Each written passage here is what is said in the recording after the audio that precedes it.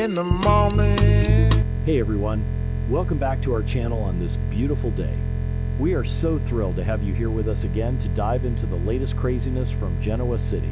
Grab a huge cup of coffee because we have a lot to unpack today, and trust us, you're going to need it. So let's just get right into it because my head is absolutely spinning from the latest Abbott family drama. I mean, honestly, you guys, what were they thinking? Jack and Kyle Abbott are supposed to be these brilliant, high-powered executives who run a massive cosmetics empire. But when it comes to pulling off a covert rescue mission, they are practically tripping over their own feet. It is so frustrating to watch. Last week we saw them trying to figure out how to save Diane from that creepy doctor, Markham, and you would think they would call the police or maybe hire a professional security team. But no, they decide to handle it themselves. And it's just a disaster waiting to happen. I've been staring at my screen for hours trying to make sense of their logic, and I just can't. It's like they want to get caught. And of course, Jack is playing the ultimate martyr hero right now. He flat out refuses to let Kyle break into Dr. Markham's house. Jack insists that he has to be the one to do it. He is putting his foot down and telling Kyle to stay back, which I guess makes sense from a fatherly perspective. You know, he doesn't want his son getting hurt or arrested for breaking and entering. But let's be real here. Jack is doing this out of guilt. He feels so incredibly guilty about everything that happened with Patty Williams on that yacht, and he feels responsible for Diane getting kidnapped in the first place. So he has this massive hero complex kicking in. He thinks if he can just kick down the door and carry Diane out like a knight in shining armor, it will magically fix their broken marriage. But it's just so reckless. I mean, Jack is not a young guy anymore, and he's walking into a house that could be rigged with security, or worse, Patty could be waiting in the shadows.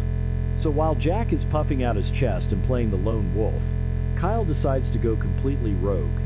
Because of course he does. Kyle leaves this absolutely unhinged voicemail for Dr. Markham. He literally calls the guy and says that he followed him home and saw Diane through the window. What? Why would you show your cards like that? It is so dumb. You guys, I was screaming at my television. If you are trying to sneak into a kidnapper's house, the last thing you do is call the kidnapper and tell them you know where they live. Kyle threatens to call the cops, which is just an empty threat at this point, because if he was going to call them, he would have done it already. He's trying to rattle Markham, but all he's doing is giving the bad guys a massive heads up that the jig is up. It's so clunky. The writers are just making Kyle act so impulsive. And maybe I'm being too harsh on him because his mom is missing, but come on. But wait, it gets even crazier, because Markham actually calls him back. Markham is so arrogant, so full of himself, that he calls Kyle back and insists that Kyle is completely mistaken. He tries to gaslight Kyle right over the phone, claiming that Diane is safely tucked away at some legitimate clinic and that Kyle must have seen someone else through the window. Who actually believes this is going to end well? Markham then agrees to meet Kyle at Crimson Lights to discuss it face to face. And you can just see the gears turning in Kyle and Jack's heads. They think they have Markham exactly where they want him. They think they've successfully lured the dragon out of his lair. But they are so naive. They are playing checkers while Patty Williams is out here playing 4D chess. And let's talk about Markham for a second, because the guy is a total creep, but he's also painfully easily manipulated by Diane. Back at the compound, before he leaves for this little coffee shop showdown, Markham goes to Diane and tells her he's going to get her those mild sedatives she was crying for. He is so incredibly smug. He actually thinks to himself that it's great that she's finally trusting him. He thinks he has completely broken Diane Jenkins Abbott. But we all know Diane. She is a survivor. She faked her own death for a decade, for crying out loud. She is putting on the performance of a lifetime, weeping and acting like a broken little bird, just so she can get her hands on those pills. She is going to drug him. I know it, you know it, the fans on social media know it, but Markham is too blinded by his own ego to see that his prisoner is about to turn the tables on him. So anyway, The second Jack finds out that Markham is leaving the house to meet Kyle at Crimson Lights, Jack goes into full action hero mode. He rushes off to break into the compound and bring Diane home. The adrenaline is pumping, the stakes are sky high. You can almost feel Jack's heart pounding out of his chest as he races across town. He's probably running through every scenario in his head, planning exactly what he's going to say to Diane when he bursts through that door. He wants to prove his love. He wants to prove his loyalty. He wants to erase the horrific memory of Patty Williams from their lives forever. And honestly, part of me is rooting for him. Okay, that sounded dramatic, but you get what I mean. I want Jack and Diane to win. I want them to beat this nightmare. But this show never makes it that easy. Never. Because here is the massive, terrifying twist that changes absolutely everything. While Jack and Kyle are standing around plotting this grand, risky rescue mission, Patty Williams is standing right there on the street corner, eavesdropping on every single word. Yes, Patty is literally lurking in the shadows, listening to them lay out their entire plan. My jaw dropped. I mean, how did they not see her? How do you plot a covert rescue mission on a public sidewalk in Genoa City without checking your surroundings? It's sloppy, it's careless, and it's going to cost them everything. Patty hears the whole thing. She hears Kyle talking about the voicemail. She hears Jack talking about breaking in. She knows the plan is blown. And so Patty and Markham immediately have to pivot. They realize that their cover is blown, that the Abbott boys are onto them, and that they cannot keep Diane at that house anymore. They have to move her. They start planning to transport Diane to a new, secondary location because they suspect the plan is exposed.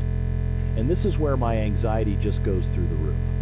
Because if they move Diane to a place that Jack and Kyle don't know about, she could be lost for months. The writers have dragged this out enough, and the thought of Diane being shoved into the trunk of a car and driven out to some remote cabin in the woods is just exhausting. But it's exactly what Patty would do. Let's zoom out and talk about the bigger pattern here, because this fits Patty Williams' usual style perfectly. Patty is deeply, deeply unwell, but she is also incredibly cunning when she is backed into a corner. She has this delusional obsession with Jack. She truly believes that if she can just get Diane out of the picture, Jack will magically fall in love with her and they'll live happily ever after. She is operating on a completely different plane of reality, but her survival instincts as a villain are razor sharp. When she hears Jack and Kyle plotting, she doesn't panic. She adapts. She calls Markham, she changes the game board, and that makes her so much more dangerous than a standard soap opera bad guy. She is unpredictable. She is chaotic. And she holds all the cards right now. Meanwhile, we have Diane sitting in that house, clutching her newly acquired sedatives, completely unaware that her rescue is falling apart before it even begins. Diane thinks she has this perfect window of opportunity. She thinks Markham is going to be out of the way, or that she can drug his coffee when he gets back, and she can just walk out the front door. But she doesn't know that Patty and Markham are literally scheming to throw a bag over her head and drag her to a secondary location. The dramatic irony is just suffocating. You have Jack rushing to the house, you have Diane plotting her escape, and you have Patty swooping in to destroy both of their plans. It's a collision course, and somebody is going to get seriously hurt. So what is Jack going to find when he finally kicks down the door of Dr. Markham's house? Is he going to find an empty room with a cold bed?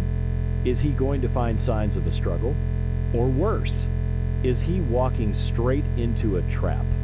Patty knows he's coming. She knows exactly what he's planning to do. What if she leaves Diane there as bait just to get Jack right where she wants him? She's kidnapped him before. She drugged him on that yacht. Who's to say she won't do it again? The thought of Jack walking into that house, calling out Diane's name, and then getting whacked over the head by Patty is just terrifying. I am honestly dreading it, but I also can't look away. It's like a train wreck in slow motion. And then there's Kyle. Poor, impulsive, reckless Kyle. He thinks he's doing the right thing. He thinks he's helping his dad by luring Markham to crimson lights. He's going to be sitting there sipping a latte, glaring at Markham, thinking he has the upper hand. But Markham is just playing him. Markham knows Patty is handling the Diane situation. Markham is just stalling Kyle, keeping him occupied while Patty does the dirty work. When Kyle finally realizes that he's been played, that his voicemail actually doomed his mother instead of saving her, the guilt is going to destroy him. The father-son dynamic here is so tragic because they love Diane so much, but their inability to communicate and execute a solid plan is their ultimate downfall. You guys, the fans on social media are going to absolutely lose their minds over this. I can already see the tweets. People are going to be furious with Jack for being so stubborn and furious with Kyle for tipping off the bad guys. But